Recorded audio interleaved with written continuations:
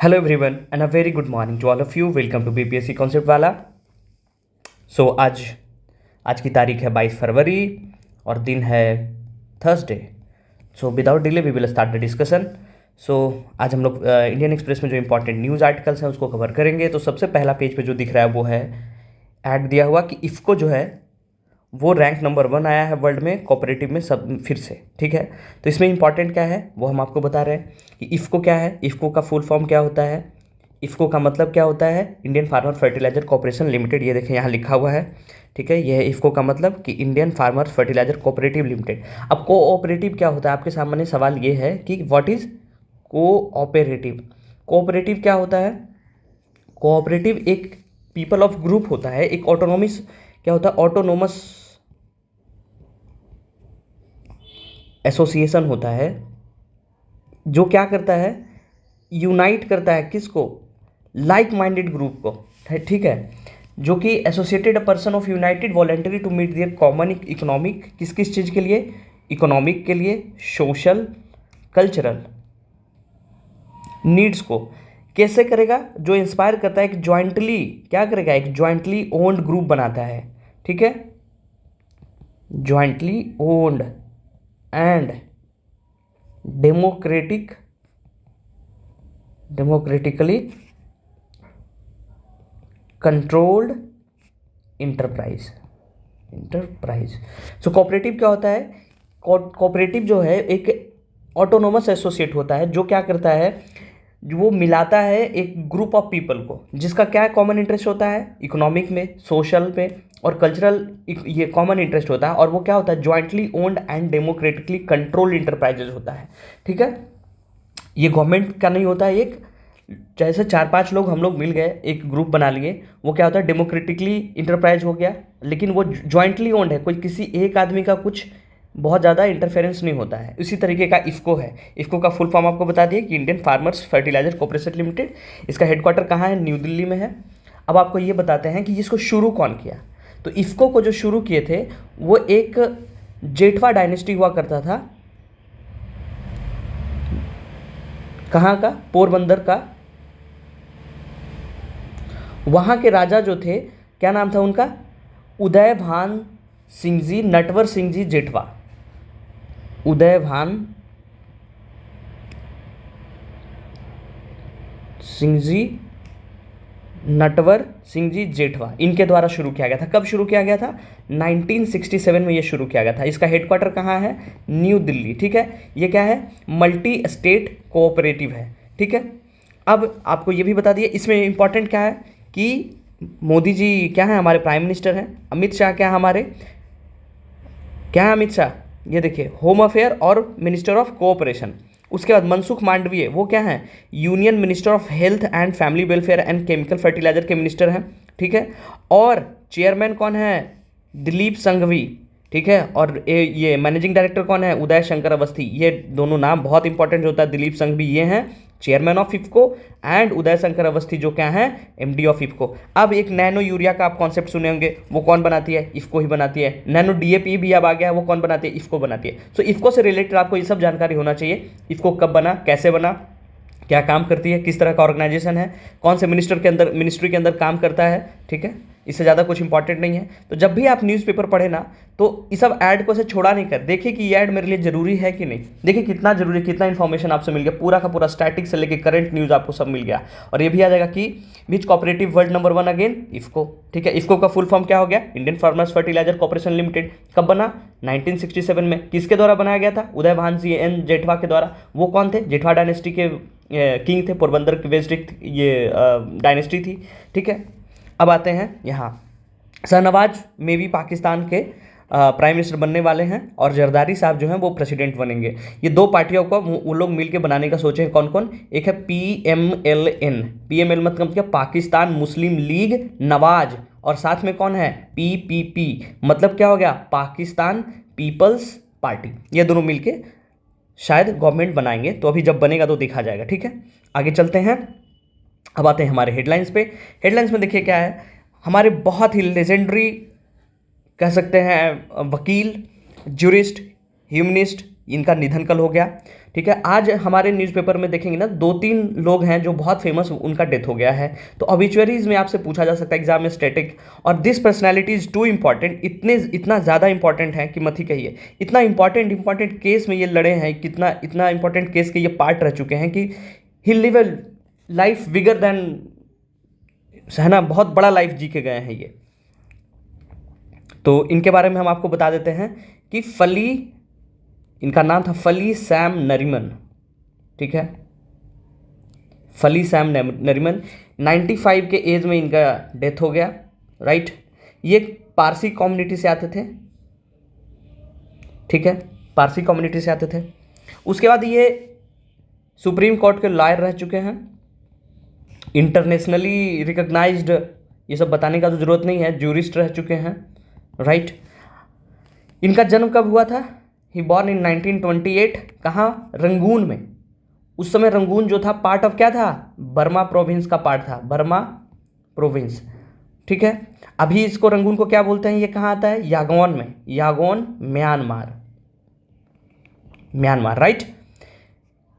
अब आपको ये बताइए कि बर्मा प्रोविंस जो, चलिए हम ही बताते हैं, 1 अप्रैल 1937 को वो इंडिया से सेपरेट कर दिया गया था, 1937 को, ठीक है। इनका एक इनका बुक है ऑटोबायोग्राफी, उसका नाम है बिफोर मेमोरी फेड्स। ये याद रखिएगा, एग्जाम में पूछा जा सकता है, बिफोर मेमोरी फेड्स।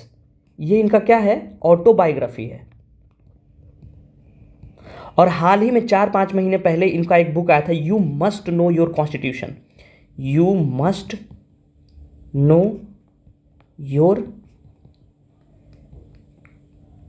कॉन्स्टिट्यूशन, ठीक है। लास्ट बुक है इनका, which must be very important for our exams, for prelims, है ना, कि पूछ देगा कि you must know your constitution book is written by, तो किनके द्वारा लिखा गया है? फली सैम नरीमन के द्वारा, राइट। इनको अवार्ड फंक्शन क्या क्या मिला है? 2007 में इनको पद्म विभूषण से नवाजा गया था, पद्म विभूषण। और ये 1999 से 2005 टर्म के लिए राज्यसभा के मेंबर भी रह चुके थे, नॉमिनेटेड मेंबर रह चुके थे, ठीक है। इससे ज़्यादा इनके बारे में जानने का, ये बहुत इंपॉर्टेंट केसेस में रहे जो आपको डिस्कस आगे कर दिया जाएगा। उसके बाद एक इंपॉर्टेंट न्यूज़ यहाँ था कि voice of radio golden age, उनका भी डेथ हो गया। उनका नाम क्या था? अमीन सयानी। तो अमीन सयानी के बारे में हम आपको बता दे रहे हैं, Amin Sayani, he was a radio jockey in all India radio, RJ थे, कहाँ? ऑल इंडिया रेडियो में, ठीक है। इनका 91 के एज में डेथ हो गया। कहाँ के रहने वाले थे? ये मुंबई महाराष्ट्र के रहने वाले थे, राइट। और इनको 2009 में पद्मश्री से नवाजा गया था। इससे ज़्यादा इंपॉर्टेंट कुछ नहीं है इसमें, राइट। उसका इस पेज पे तो कुछ और इंपॉर्टेंट है नहीं। बोला जा रहा है कि सीबीएसई जो है वो टेस्ट रन करवाएगा ओपन बुक एग्जामिनेशन का, select exam school this year, कि बच्चा बहुत फेल होते हैं तो डिप्रेशन, सुसाइड का जो केसेस आ रहा है उससे टैकल करने के लिए ओपन बुक टेस्ट होगा। अब आप लोग सुन के सोच रहे हो कि ओपन बुक में तो बहुत मज़ा ही आएगा। अब ओपन बुक में कोई मज़ा नहीं आने वाला है, ठीक है। वो और ही मुश्किल, जब तक आप पढ़ेंगे नहीं ओपन बुक का मज़ा लिया ही नहीं जा सकता है, ठीक है। तो इससे कोई फ़ायदा होने वाला है नहीं। लेकिन हाँ, बच्चा के ऊपर जो प्रोसेस होता है, जो रटने का एक फॉर्मूला, वो उसके लिए फ़ायदा होगा, तो वो टेस्ट करेगी सीबीएसई, ठीक है। बाकी आगे चलते हैं। बाकी आगे तो इधर कोई न्यूज़ है नहीं इंपॉर्टेंट। योगेश सैनी एक थे, उनका भी डेथ हो चुका है, जो कि who added colour to Delhi street on wall at time. ये छोटा सा एक न्यूज़ है, मे भी कभी पूछ दे प्रीलिम्स में। योगेश सैनी कौन थे? उनका कंट्रीब्यूशन क्या था कि दिल्ली के स्ट्रीट में जो दीवार थे उसको वो एक आर्ट दिए। ये बहुत ही सीखे हुए मंझे हुए कलाकार नहीं थे, बस ये एक आदमी के अंदर का वो जो होता है ना कि कुछ नया करना है, बस वैसे वाले थे पेंटर, ठीक है। तो ये इंपॉर्टेंट है योगेश सैनी। बाकी यहाँ देखिए, give your house, Modi ji का सूर्य घर, पीएम सूर्य घर मुफ्त बिजली योजना, ये है किसका द्वारा? Ministry of new and renewable energy, government of India का स्कीम है पीएम सूर्य घर, ठीक है। इसका क्या है? 75,000 crore scheme 1 crore house hold को दिया जाएगा। की फीचर क्या है इसका? कि 3,000 यूनिट इलेक्ट्रिसिटी पर मंथ जनरेट करवाया जाएगा। कैसे? By solar. Easy enrolment process है। 78,000 सब्सिडी दिया जाएगा, और लोन जो देगा वो इंटरेस्ट रेट लो पे दिया जाएगा, ठीक है। तो याद रखिएगा, पीएम सूर्य घर में किसके मिनिस्ट्री के अंदर आएगा? न्यू रिन्यूएबल एनर्जी के अंदर, ठीक है। और इसमें 300 unit per month electricity generate करवाने किया जाएगा, ठीक है। अब एक यहाँ पे आते हैं कि ग्रीक के जो पीएम थे, ग्रीक के पीएम कौन है, उनका नाम क्या है, उनका नाम है केरिकोस मत्सिक्वास, ऐसा ऐसा नाम इन लोग का होता है ना,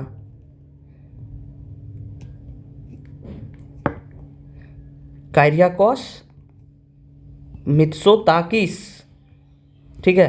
तो ये क्या बोले हैं कि इंडिया जो है वाइटल रोल प्ले कर रहा है यूक्रेन में, ठीक है। तो ये कहाँ आए थे, क्यों आए थे, तो ये आए थे इसलिए यहाँ एक रायसीना डायलॉग चल रहा है, रायसीना डायलॉग। ये रायसीना डायलॉग के बारे में आपको पहले हम बता देते हैं, ये रायसीना हिल्स के नाम पे रखा गया है। रायसीना हिल्स जो है हमारा जो क्या है इंपॉर्टेंट जगह है, जहाँ की गवर्नमेंट ऑफ इंडिया का ऑफिस है, प्रेसिडेंट का भवन है, राष्ट्रपति भवन जिसको बोलते हैं, प्रेसिडेंट भवन, प्रेसिडेंट हाउस, है ना। तो उसी के नाम पे ये रायसीना डायलॉग लिखा गया है।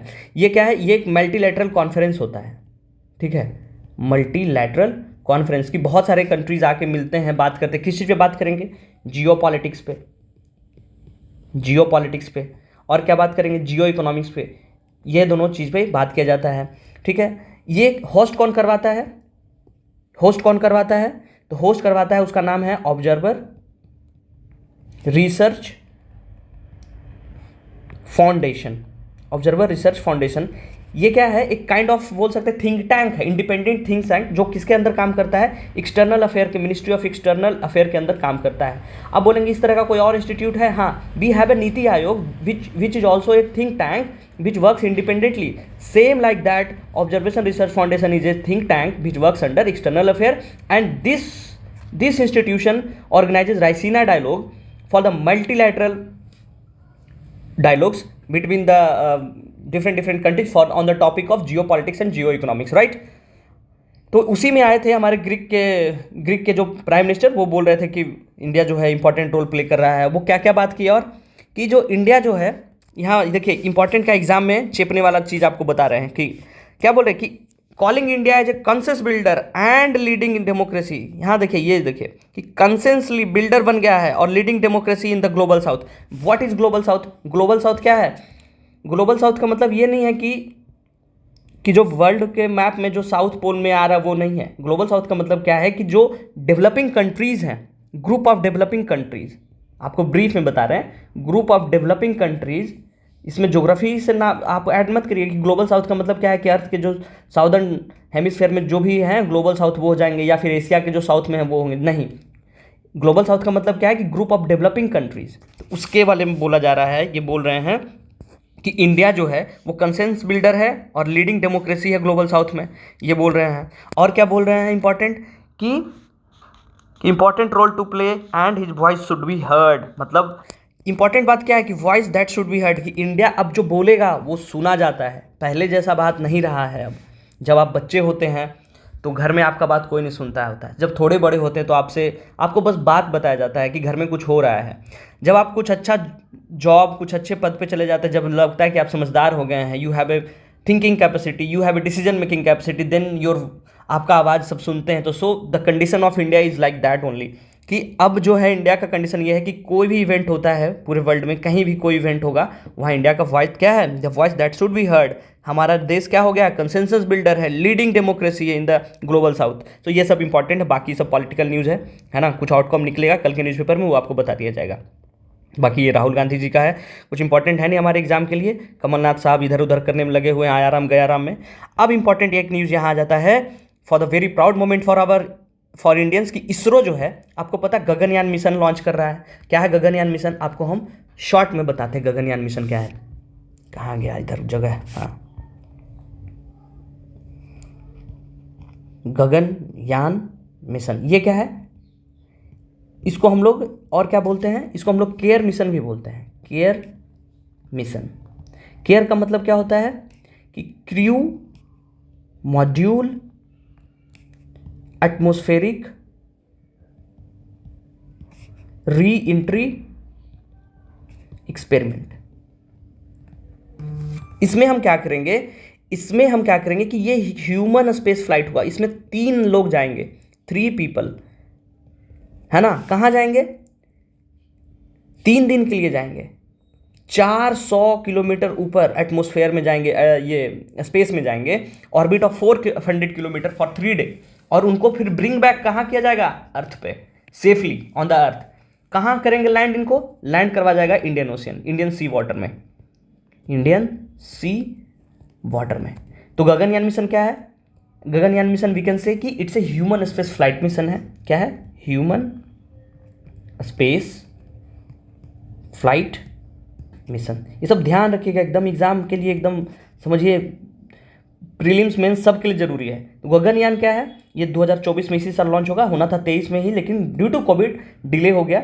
तो गगनयान मिशन क्या है कि ह्यूमन स्पेस फ्लाइट मिशन है। इसमें 3 लोग जाएंगे, 3 दिन के लिए जाएंगे, 400 किलोमीटर के ऑर्बिट में, है ना, अर्थ के ऑर्बिट में जाएंगे, और वहाँ उनको फिर वहाँ तीन दिन वहाँ रिसर्च करेंगे। उसके बाद उनको ब्रिंग बैक सेफली अर्थ लाया जाएगा। कहाँ लैंड करवाया जाएगा, इंडियन सी वाटर में।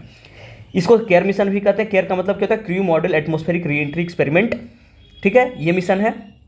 इसमें क्या बोला गया है कि हम लोग GSLV Mark 3 जो है रॉकेट, जिसके द्वारा ये गगनयान मिशन लॉन्च किया जाएगा, वो क्या है, GSLV Mark 3 M3, this is not Roman में लिखना चाहिए ऐसे 3, ठीक है। ये तो LVM-3 जो है वो क्या है, लाइट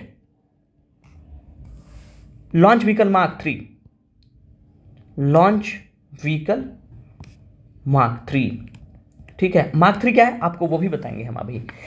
तो ये है, इसको हम GSLV भी बोलते हैं। GSLV का मतलब क्या है, geosynchronous satellite launch vehicle Mark 3 का मतलब क्या होता है कि ये जो 3 स्टेज प्रोपल्सन होगा, मीडियम लिफ्ट लॉन्च व्हीकल है 3 स्टेज में। 3 स्टेज में क्या क्या होगा, 3 स्टेज में क्या क्या होगा आपको बता देते हैं।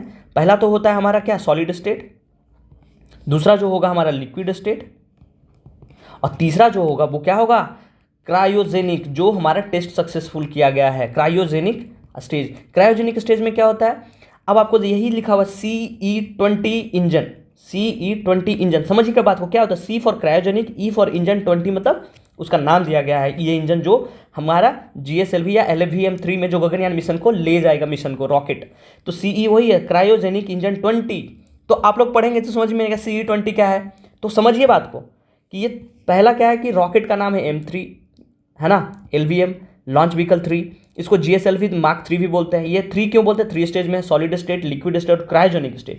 क्रायोजेनिक स्टेज का क्या नाम है, 20 इंजन उसका नाम है। अब आपको पता होना चाहिए कि क्रायोजेनिक रॉकेट इंजन क्या होता है। तो इसमें इसको इसलिए बोलते हैं क्योंकि इसमें क्रायोजेनिक फ्यूल यूज करते हैं, क्रायोजेनिक फ्यूल। क्रायोजेनिक फ्यूल क्या होता है, और इसमें और क्या यूज करते हैं, ऑक्सीडाइजर। ऑक्सीडाइजर किसके रूप में यूज करेंगे हम, लिक्विड ऑक्सीजन को।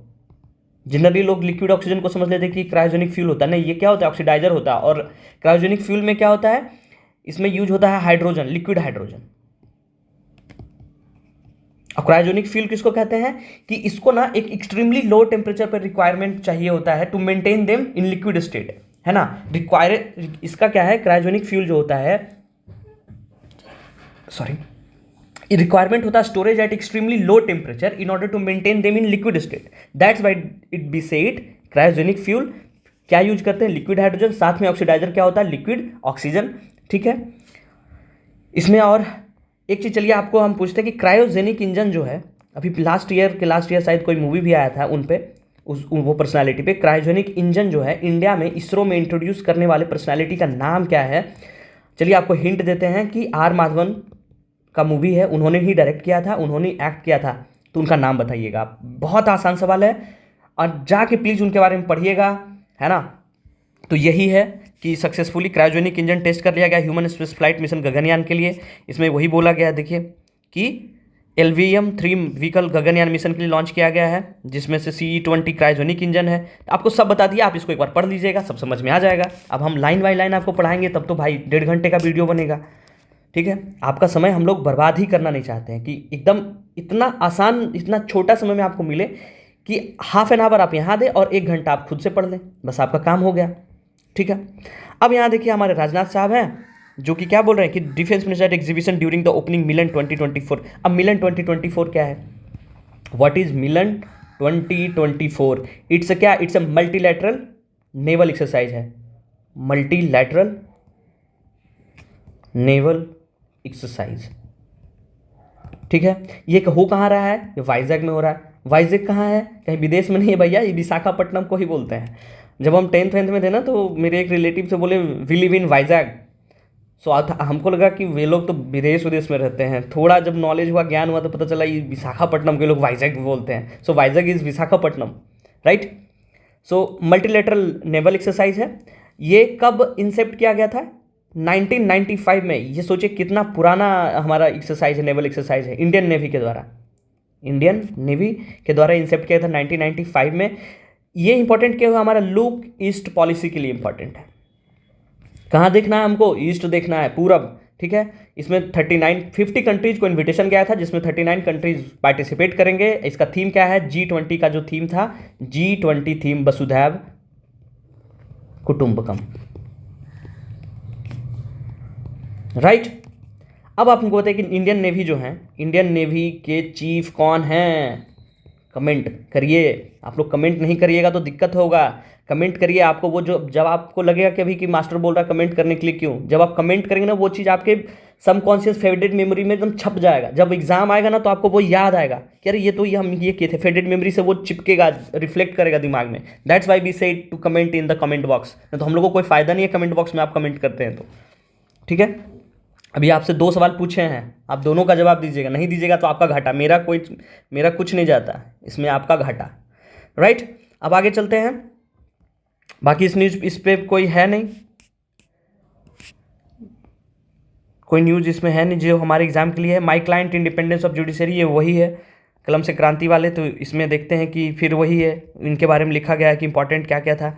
पढ़ लीजिएगा कि फ्रीडम ऑफ स्पीच पे उनका केस था, on the basis of structure of constitution, judicial accountability पे, letter of comrade of parliament, है ना। ये बहुत इंपॉर्टेंट बहुत ही खतरनाक लेजेंड आदमी थे ये उन्हीं पे है कि उनके बारे में है। ये इंपॉर्टेंट हमारा है, एक कॉन्स्टिट्यूशनल क्राइसिस, ये इंपॉर्टेंट हो जाता है कि R.N. रवि जो है conduct so how federal structure he rotated, कि वहाँ जो आप सुनते होंगे हमेशा कि जो नॉन बीजेपी जो स्टेट्स हैं, नॉन बीजेपी रूलिंग स्टेट्स, वहाँ क्या होता है, गवर्नमेंट और स्टेट गवर्नर और स्टेट गवर्नमेंट में टसल हो जाता है, ठीक है।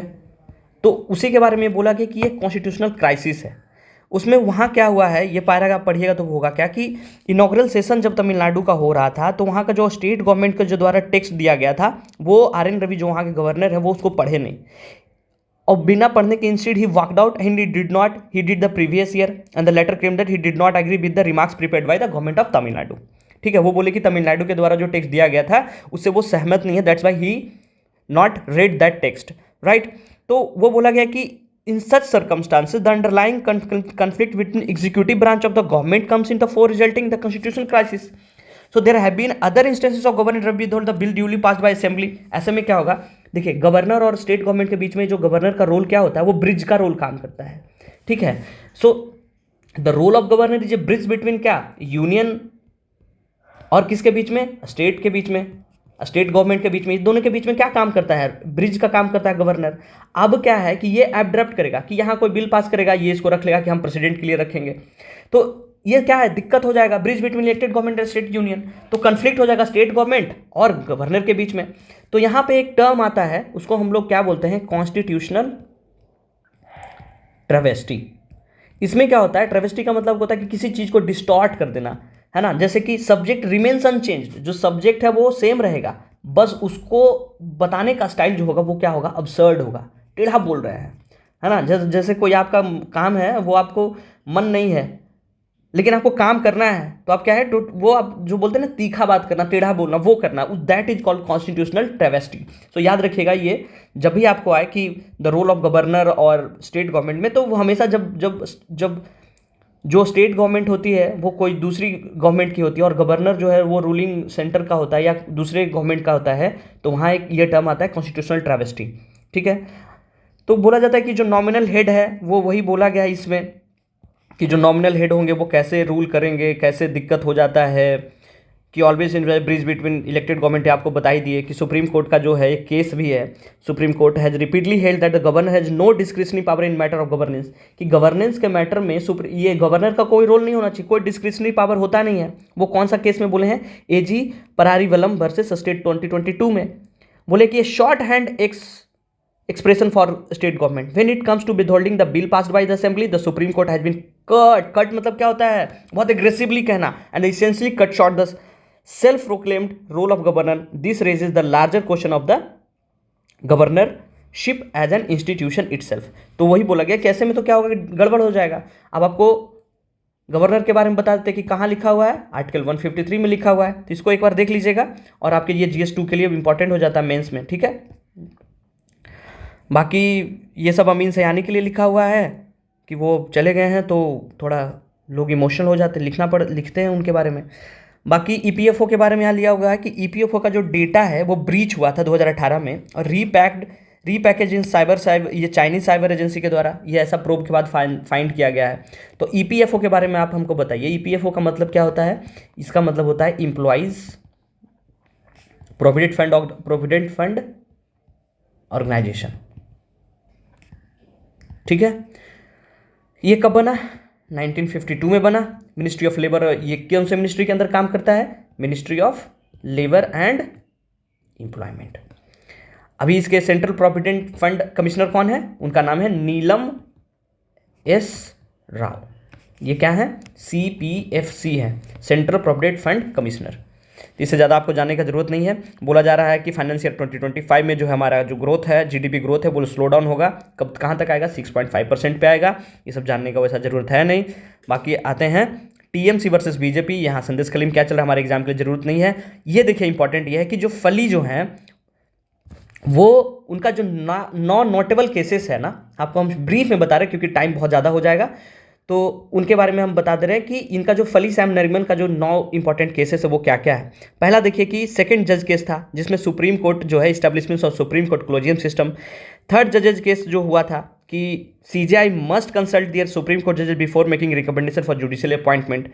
तीसरा जो NJAC का था केस, NJAC क्या है कि नेशनल जुडिशियल अपॉइंटमेंट कमीशन 2014 में आया था। गोलकनाथ केस, उसमें भी ये थे। यूनियन कार्बाइड केस जो भोपाल गैस ट्रेजेडी हुआ था उसके। TMA Pai foundation case. उसके बाद अरुणाचल पॉलिटिकल क्राइसिस, उसमें जो governor to act upon aid and advice of the council of minister CM, जो अभी आप बताए थे कि पॉलिटिकल क्राइसिस वाला आर्टिकल जो था उसको और इसको रिलेट करके एक बार देखिएगा, दोनों में मजा ही आ जाएगा आपको, ठीक है। उसका जयललिता का जो करप्शन केस था उसमें बिफोर बेल जो था उनको करवाए थे। कावेरी वाटर डिस्प्यूट में भी ये थे। तो ये 9 जो केसेस है इसका नोट्स बना लीजिएगा, इंपॉर्टेंट है कि कैसे एक आदमी एक छोटा सा लाइफ में इतना बड़ा काम करके गए हैं, ठीक है। बाकी how to hand bag is only Air India Express. Air India Express subsidiary of Air India है, एयर इंडिया का सब्सिडरी है ये। आपको एयर इंडिया के बारे में हम आपको ब्रीफ में बता दे रहे हैं कि एयर इंडिया कब बना, ठीक है। पहले तो आपको पता होना चाहिए कि air India Express Air India नहीं है, Air India express is an another subsidiary company of Air India. So air India की सब्सिडरी कंपनी है, बोल सकते हैं इसकी डॉटर कंपनी है, राइट। एयर इंडिया कब बना? 15 अक्टूबर 1932 में। किसके द्वारा? उस समय इसका नाम था टाटा एयरलाइंस। किसके द्वारा बनाया गया? JRD टाटा के द्वारा, ठीक है। लेकिन वर्ल्ड वॉर 2 के बाद इन 1946 शायद जुलाई में ये बन गया पब्लिक लिमिटेड कंपनी बन गया और इसका नाम हो गया एयर इंडिया। उसके बाद 1960 में ये अपना पहला बोइंग लेता है, बोइंग 707, जिसका नाम रखता है क्या? गौरी शंकर, ठीक है। इंपॉर्टेंट हो जाता, पूछ लिया जाएगा, ठीक है। उसके बाद अगेन 2022 में गवर्नमेंट इसको क्या करती है? बेच देती है और फिर से history repeats itself, Tata group इसको फिर से ओन कर लेती है, ठीक है। तो वही है कि हैंड बैगेज ओनली एक स्कीम चलाया जा रहा है कॉस्ट कटिंग के लिए, कि फेयर सस्ता करने के लिए एयर इंडिया एक्सप्रेस के द्वारा। एयर इंडिया एक्सप्रेस क्या सब्सिडी है जो कि एशिया में और डोमेस्टिक फ्लाइट चलाती है, वो एयर इंडिया एक्सप्रेस के द्वारा चलाई जाती है। तो आपको एयर इंडिया के बारे में बता दिए, ठीक है। तो इसका ध्यान में रखिएगा कि एग्जाम में पूछा जाए कि ये हैंडबैग ओनली किसके द्वारा चलाया जाए, तो एयर इंडिया एक्सप्रेस, ना कि एयर इंडिया। एयर इंडिया भी चलेगा लेकिन एयर इंडिया एक्सप्रेस जो सब्सिडी है उसके द्वारा चलाया जा रहा है। आपको सब कुछ बता दिया। आपको बताना क्या है कि एयर इंडिया के CEO कौन है? Who is the CEO of Air India? आप बताइएगा। चलिए आपको हिंट देते हैं, ये न्यूजीलैंड के रहने वाले हैं, ठीक है। और तो फिर एग्ज़ाम के लिए और कोई रिलेटेड है नहीं. So thank you so much, है ना. If you like the session, if you think you have learn something new, then drop a heart emoji in the comment box and answer जरूर बताइए. Okay, thank you, tata, bye.